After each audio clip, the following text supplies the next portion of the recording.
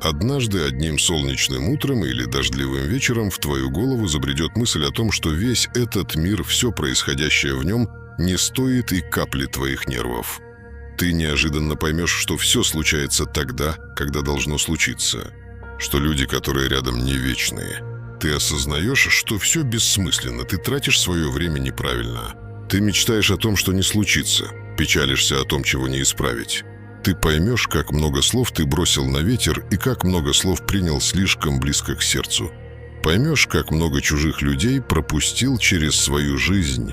Поймешь, что нужно меняться. Нужно не принимать все близко к сердцу, ничего не ждать и ни о чем не жалеть. Должное придет.